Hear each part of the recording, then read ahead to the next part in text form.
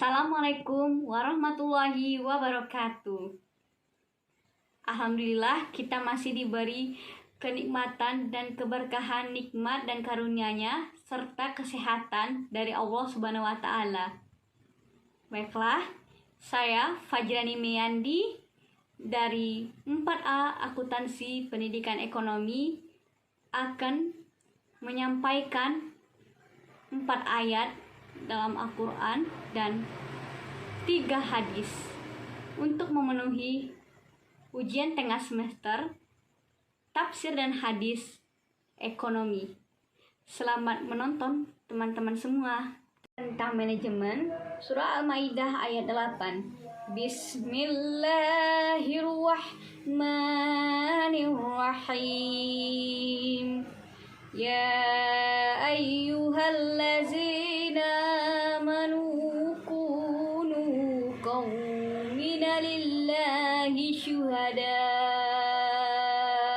bil qista wa la tajrimannakum syananu qawmin ala alla ta'dilu i'dilu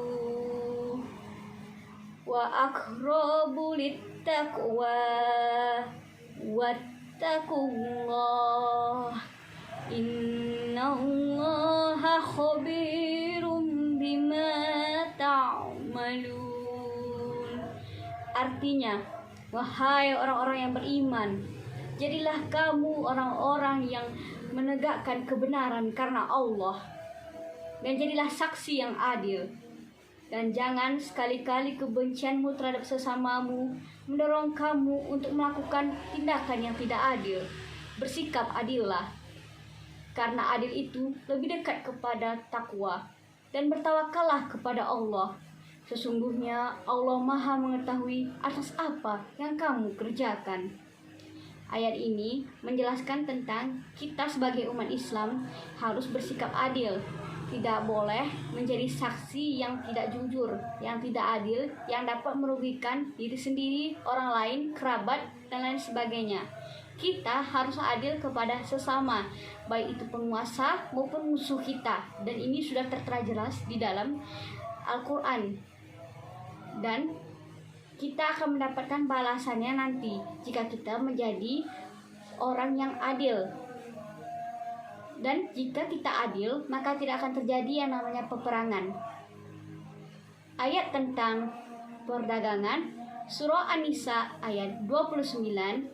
Bismillahirrahmanirrahim. Ya ayyuhallazina amanu la ta'kulu amwalakum bainakum bil batili illa an takuna tijaratan an taradim minkum wa la taqtulu anfusakum innallaha kana bikum rahima.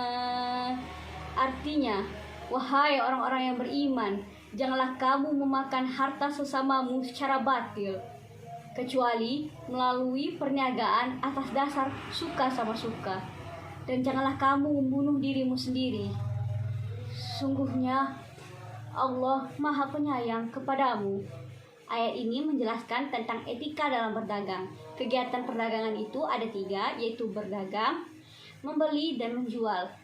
Etika dalam perdagangan, kita sebagai penjual tidak boleh menceritakan tentang kelemahan produk kita atau cacat produk kita.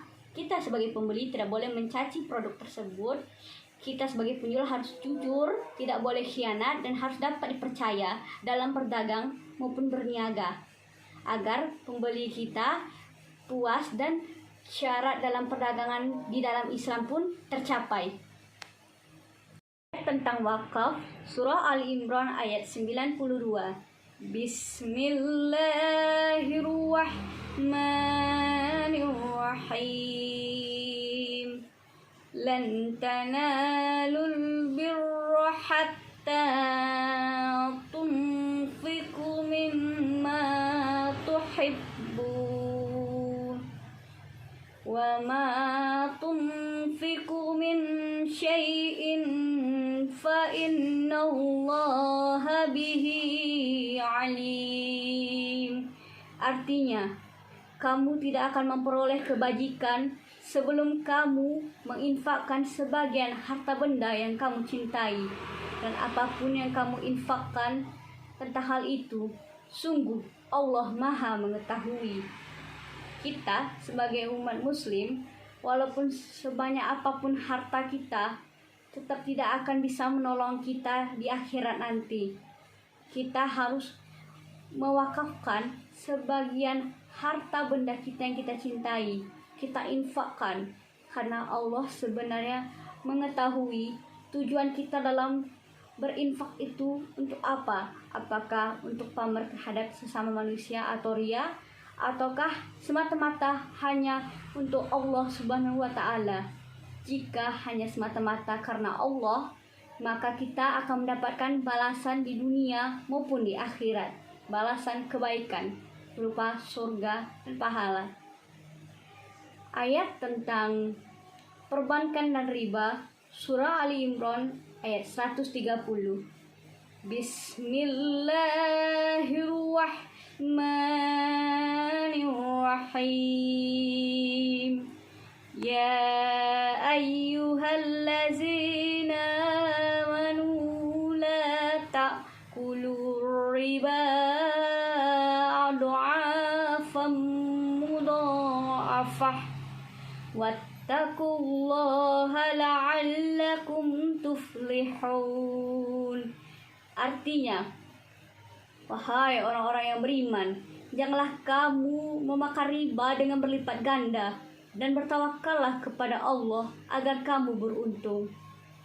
Penjelasannya tentang ayat ini, kita sebagai umat Islam, di dalam Islam sangat-sangat tidak dianjurkan untuk memakan yang namanya riba, karena riba itu haram hukumnya. Kita sebagai umat Islam harus memiliki rasa empati terhadap sesama. Jika sesama kita, tetangga kita membutuhkan bantuan, kita berikan pinjaman. Jangan sampai kita menghasilkan yang namanya bunga. Nah, bunga tadi itu yang dinamakan dengan riba. Kita tidak boleh memakan yang namanya riba, dan jelas sangat-sangat haram. Dan di dalam dunia perbankan juga sudah ada perbankan syariah, itu tidak mengandung riba. Di dalam agama kita sangat-sangat tidak boleh umat Islam memakan yang namanya riba, dan kita akan mendapatkan balasannya kelak jika memakan yang namanya riba. Hadis tentang ekonomi, hadis riwayat Muslim. Bismillahirrahmanirrahim.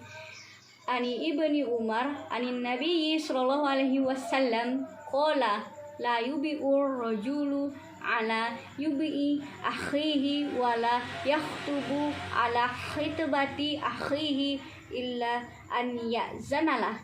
Artinya, dari Ibnu Umar dari Nabi Shallallahu Alaihi Wasallam bersabda, seseorang tidak boleh membeli atas pembelian saudaranya dan tidak boleh melamar atas lamaran saudaranya kecuali jika ia mendapatkan izinnya. Untuk sanadnya dari hadis ini yaitu Ani ibnu Umar ani Nabi Sallallahu Alaihi Wasallam. Untuk matanya isi dari hadis tersebut, dan untuk rawinya riwayah Muslim. Nah, hadis ini menjelaskan tentang ekonomi dalam umat Islam itu hendaknya menganut sistem syariat Islam. Nah, dalam kegiatan ekonomi itu pasti berkaitan dengan pasar dan perdagangan. Nah, perdagangan itu melibatkan antara adanya penjualan pembeli. Jadi di sini antara penjualan pembeli itu saling menukarkan hak miliknya, yaitu untuk penjual bisa mendapatkan uang dan untuk pembeli bisa mendapatkan barang yang diinginkannya dengan melalui syariat Islam dengan terbuka dan jujur, dan tidak boleh berkhianat ataupun berbohong. Nah, kita sebagai umat Islam pun juga harus mampu menyampaikan ide kita dan mengembangkan pemikiran kita untuk memajukan perekonomian dan kegiatan ekonomi masyarakat. Hadis tentang penggadaian. Hadis riwayat Imam Bukhari dan Muslim. Bismillahirrahmanirrahim. An Aisyah radhiyallahu anha anna Nabiyya sallallahu alaihi wasallam ishtara min yahudiyyin ta'aman ila ajalin warohanuka dira'an min hadirin. Artinya, dari Aisyah radhiyallahu anha, Rasulullah shallallahu alaihi wasallam pernah membeli makanan kepada orang Yahudi dengan tempo atau kredit, dan beliau mengagungkan baju besinya. Untuk sanadnya, an Aisyah radhiyallahu anha ala Nabiyya sallallahu alaihi wasallam. Untuk matanya tentang hadis penggadaian tersebut, isinya. Nah, sedangkan untuk rawinya riwayah Bukhari dan Muslim. Hadis penggadaian ini menjelaskan tentang bahwa di zaman dahulu, zaman Nabi, zaman Rasulullah pernah melakukan hutang piutang dalam pembelian makanan kepada orang Yahudi, dan beliau menjaminkan bajunya untuk dijadikan sebagai barang jaminan dalam kegiatan tersebut agar orang Yahudi itu percaya. Nah, jadi kegiatan itu pun sampai sekarang di zaman manusia pun seperti itu. Jika kita meminjam di penggadaian, tentu kita harus ada barang jaminannya agar orang penggadaian percaya bahwa kita akan melunasi hutang yang kita pinjam di penggadaian tersebut. Hadis tentang zakat. Hadis riwayat Bukhari dan Muslim. Bismillahirrahmanirrahim. Ani ibnu Umar ani Nabi sallallahu alaihi wasallam buniyal Islamu ala khamsin syahadatin an la ilaha illallah wa asyhadu anna Muhammadar Rasulullah wa aqimus sholat wa itta'iz zakat wal hajjil bait wasawi Ramadana.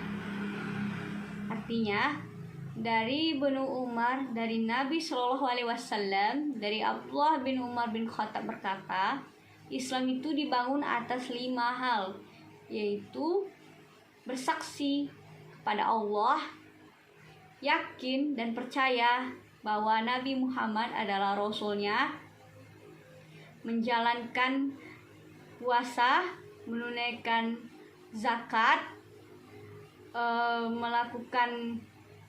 menunaikan ibadah sholat, dan melakukan haji bagi yang mampu. Untuk sanadnya, Ani ibnu Umar ani Nabi Sallallahu Alaihi Wasallam. Untuk matanya isi dari hadis tentang zakat. Nah, untuk rawinya riwayah Bukhari Muslim. Nah, hadis tentang zakat ini menjelaskan bahwa zakat itu merupakan rukun Islam yang ketiga. Zakat hukumnya fardhu ain bagi umat Islam. Nah, biasanya zakat ini identik dengan bulan Ramadan, yaitu pada saat kita berpuasa, kita akan dikenakan yang namanya zakat fitrah dan zakat mal. Nah, kedua zakat ini salah satunya bisa kita pilih, kita wajib membayarnya. Seperti zakat fitrah, itu kalau untuk berasnya 2,5 beras. Nah, perhitungannya seperti itu, sesuai dengan harga beras yang kita makan. Jadi, kita sebagai umat Islam jangan sampai terlena dan melewatkan waktu pembayaran zakat, karena zakat itu hukumnya adalah wajib bagi setiap umat Islam.